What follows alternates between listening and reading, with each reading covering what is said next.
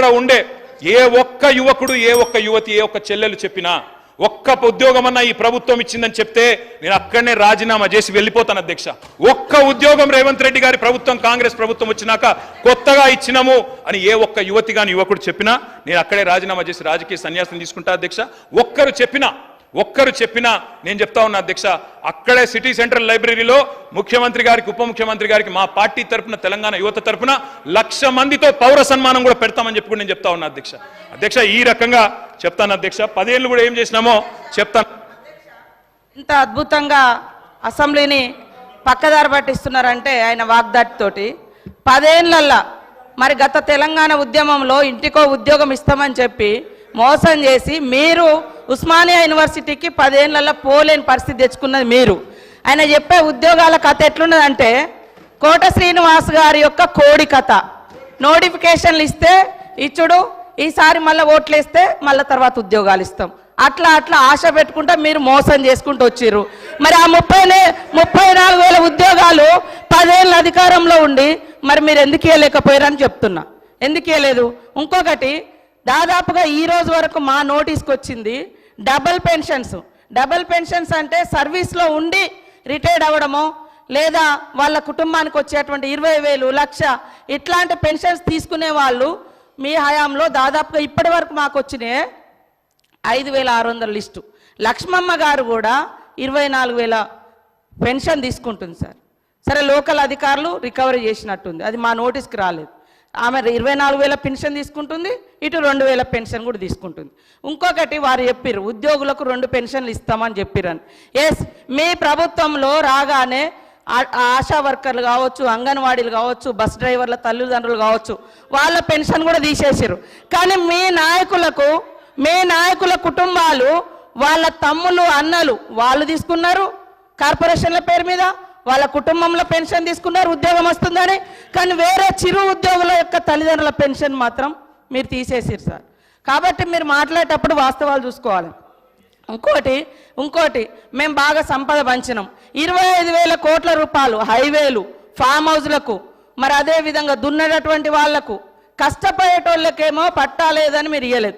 మీరు ధరని తీసుకొచ్చి పాపం పేదోళ్ళు అనేక మందికి పట్టాలు ఇవ్వకుండా, ఎవరెవరికో పట్టాలు ఇచ్చేసి సాగులో ఉన్న వాళ్ళకి పట్టాలు ఇవ్వకుండా, రైతు బంధు రాకుండా అన్యాయం చేశారు. కాబట్టే గ్రామీణ ప్రాంత ప్రజలు మాకు పట్టం కట్టింది సార్. అదేవిధంగా పేదలకు ఇండ్ల విషయం, మీరు ఇన్ని బిల్డింగ్ల గురించి చెప్తున్నారు.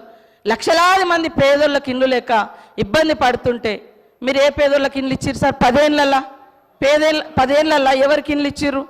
కాబట్టి మీరు ఇండ్లు ఇవ్వలే, బంగ్లాలు చెప్తున్నారు ఓకే, బంగ్లాల గురించి చెప్తున్నారు ఓకే, పేదల బాధల గురించి కూడా మాట్లాడండి.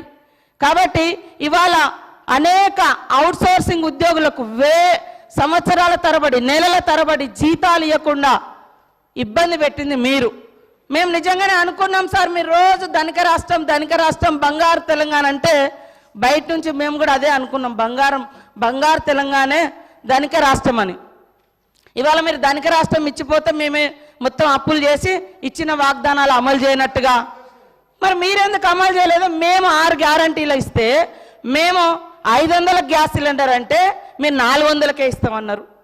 మేము 15,000 అంటే రైతు భరోసా, రైతు బంధు మీరు 16,000 అన్నారు. మరి అన్ని ఎన్నికల ముందు మీరు కూడా మేనిఫెస్టోలో పెట్టిరు. 10 ఏళ్ళ అధికారంలో ఉండి చేయలేదు, కానీ ఎలక్షన్ మేనిఫెస్టోలో మాత్రం పెట్టుకున్నారు.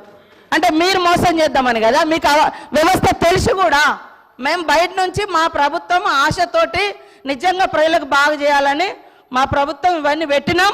మాకు టైం ఉంది, ఇంకా మాకు టైం ఉంది చేసుకోవడానికి. మీరు 10 ఏళ్ళలో చేయలే కదా, మీరు అన్ని పేపర్ లీకేజీలు ఇచ్చారు, ఇండ్ల పేదలకు ఇండ్లు ఇవ్వలేదు.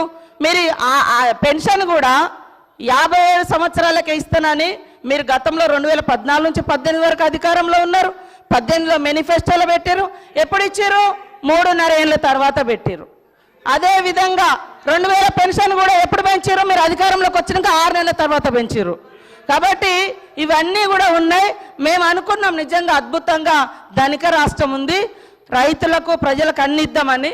కానీ 6 నెలలు సాధ్యం కాలేదు. కొన్ని మీరు రైతు రుణమాఫీ అని చెప్పి 8-10 ఏళ్ళు చేసిరు, అనేక విడతలుగా చేసిరు. మేము ఒక్కొక్కటి చేస్తున్నాం, ప్రజలు సంతృప్తిగా ఉన్నారు. కానీ బాధ అంతా మీకే కనబడుతుంది, బాధ అంతా మీకే కనబడుతుంది. 3 నెలల ఎలక్షన్ కోడ్కే పోయింది సార్, అది కూడా తెలుసు. కానీ పదే ఇవ్వలేదు. ఇవ్వకుండా మాకు ప్రజలు బుద్ధి చెప్పేటప్పుడు చెప్తారు. ఖచ్చితంగా ఇచ్చిన మాటకు మేము కట్టుబడి ఉంటాం. కొద్దిగా